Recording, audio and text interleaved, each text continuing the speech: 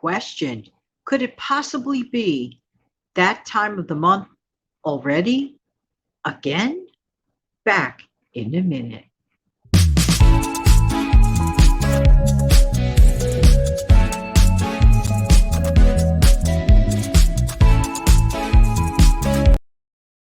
Hey, this is Jan from New York City, and my channel name is Jan from New York City Saves Money. How's everybody doing today? Hope that this video finds everybody doing well. If you are brand new here, welcome, welcome, welcome. If you are a veteran here, a sincere and humble thank you, thank you, thank you. If you're just dropping by to say hello, hello. Hope one day you come back and stick around. Thank you so much, everyone who's been sharing and liking my videos. I really do appreciate every single one of you. I really, really do. What do I mean by this time of the month? It's already mid-month. Where's it going? And I know this for a fact that there are many people out there who are appreciating some very simple, low budget, low costing, simple, easy to do recipes. Many of the items are pantry items, and this is why it's such a great idea to have stuff waiting for you in your stockpile. So let's begin with this very simple 2-ingredient meal, and literally this is 2 ingredients. Now, I don't consider things like salt, pepper, or garlic powder, things like that. I don't actually consider it an ingredient. Even though it is an ingredient, I don't consider it an ingredient because it's usually in your cupboard and it's an optional thing. But for this recipe, it is desirable. Okay, we're going to be making something that I don't think many of you have ever tried unless you're Italian. If you're of Italian ethnicity, more than likely at some point you had something similar to this. And I call it food of the gods, actually. And it's garlicky spinach on crusty bread. Yum, yum times infinity. Healthy, inexpensive. All you're going to need, literally, is the frozen block of spinach. You could get the chopped, you could get the whole leaf, whatever one you want. Doesn't matter. Thaw it out thoroughly, and taking paper towel, press down and absorb all the extra water, because a lot of water comes out of frozen vegetables, especially vegetables that are frozen like spinach, for example. So you want to, the trick is to get out all the water that you can, if you can possibly do that. While you're doing that, you are slowly on a low flame, you are sauteing, either if you have olive oil or if you have canola oil, whatever oil that you have in your pantry. Keep in mind, this is a bare bones recipe, so this is not the time to worry about getting expensive olive oil, okay? If you enjoy fresh garlic, you put a little bit of the fresh garlic in there and you saute. If you like the flavor of garlic, but don't want to deal with any chunks in your life, you could add garlic powder to your oil. But again, slow and gentle. Now, you'll carefully toss in your thawed out and drained out spinach. And then you just toss it around, let the flavors marry, shut off your gas, remove it from the heat, put it to the side on another area of your stove to stop the cooking process, because you got to be very careful with garlic. You don't want it to burn, which is why a great idea is to use, for those that like the flavor of fresh garlic, put in a chunk, like a big chunk, for example, in that.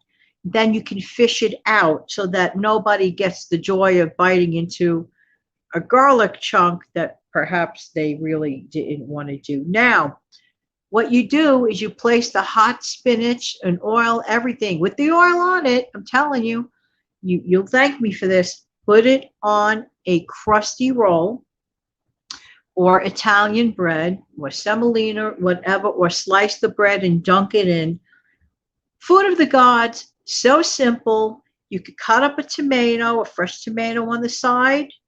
Just have that on the side. With that sandwich, you are good to go. It is a meatless meal. It is very easy to make, very affordable. If you don't have a crusty roll, but you have a box of pasta, you could take that whole spinach, garlic flavory thing and toss it on your pasta and add a little bit of grated Parmesan cheese to that. and that is equally delicious if you don't have the thing. The thing is to work with the stuff that you have and make the best of it during this bare bones time of the month for many people. And even if you're not bare bones, you're just going to love the recipe. It's too delicious and too simple. Trust me, mwah, so good. Anyway, the next one is very, very simple. Do you like tomato soup? If you happen to have a can of tomato soup on the side, this is perfect for you. You just heat up your tomato soup. Doesn't matter if it's a brand name. Doesn't matter if it's store brand, whatever, can of tomato soup. And basically, you're just making a tomato rice soup.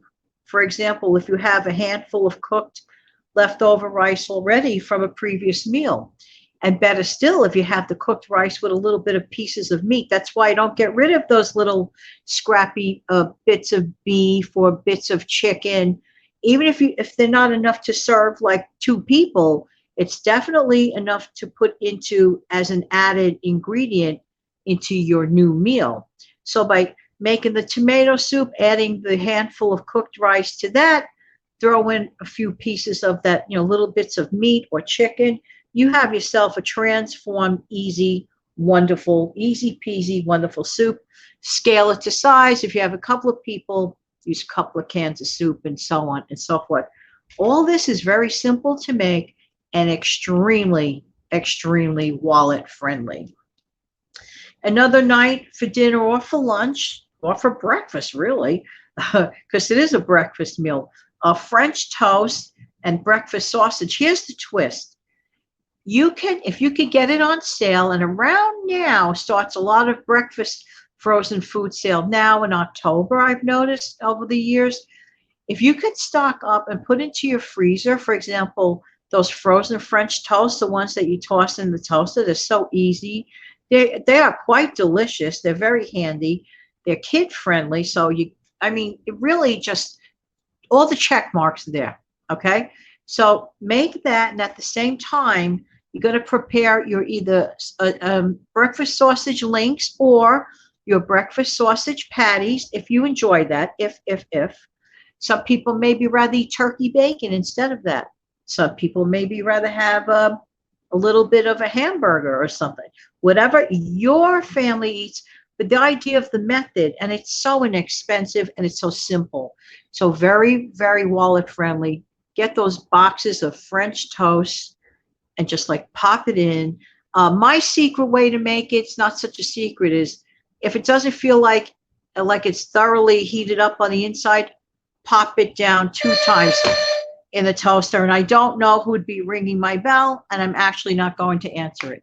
How do you like that? I'm just not doing it. So I'm not expecting a bell ringing this afternoon. And I don't want to lose my train of thought. So anyway, getting back to it, the French toast and the breakfast sausage is a great idea. And let's see what else. Oh, last but not least, Salisbury meatloaf and instant mashed potatoes. Why do I call it Salisbury meatloaf? Because the basis of it is that little bit of an oniony feel and taste to it. Very inexpensive. Get your favorite kind of ground beef. I would imagine it works with ground turkey. So you prepare it. You get your favorite ground beef. And you're going to add 1 egg. Going to add to taste, you're not going to taste it raw, but eyeball it. Grated Parmesan cheese with the 1 egg. Now you could use either onion flakes, onion powder, fresh onion, whatever you have. But make sure it's onion because that's the key taste to this. You could add either 1 cup of oatmeal, or 1 cup of Italian flavored breadcrumbs, or they just call it flavored breadcrumbs. Some companies call it Italian flavored breadcrumbs or just flavored. So it's either the oatmeal or not both. And you're going to mush it all together, and you're going to formulate a meatloaf, and you're going to preheat your oven to 350 degrees, and you're going to bake this for about 45 to 50 minutes. Ovens vary, check it out. But in the meantime, either you're going to use like those packet of beef gravies and make it on top of your stove. Or you could open up a can of your favorite beef gravy, heat that up, and you're going to pour that over the tops. Now, some people may want to add mushrooms, like a mushroom beef gravy, but we're trying to keep the ingredients low because this is, after all, the tougher time of the month. So keeping it simple. So you have that, and on the side, you have some mashed potatoes, or if you prefer French fries, that's totally fine as well. Now, speaking of French fries, good segue. This one is kid friendly, but sometimes even us adults can be like overgrown kids. This is for the nights when you're like exhausted and you want to eat, and you want to eat something fast, and you happen to have an air fryer. Get those pre-made chicken nuggets and your favorite French fries that are frozen, all done up. Everything's done up. Pop that in your air fryer, and you have bare bones deliciousness, good to go. I have another idea before we leave, and that's vegetable soup and toasted English muffin. Get a can of your favorite vegetable soup, and they are delicious as far as I'm concerned. Brings me back to my childhood. I always loved vegetable soup. You know what other soup I used to love in a can? Beef barley. Yum. Beef barley soup is quite good. So either you could toast up some English muffins or prepare some Jiffy corn muffins on the side. Good eating does not have to be complicated.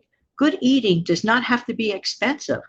Good eating just takes a little bit of good planning. There you go. In the meantime, this has been Jan from New York City. Thank you so much for viewing. Why? Because I really do appreciate you in the beginning of the month, in the middle of the month, and at the end of the month. Let's get through these months together. There you go.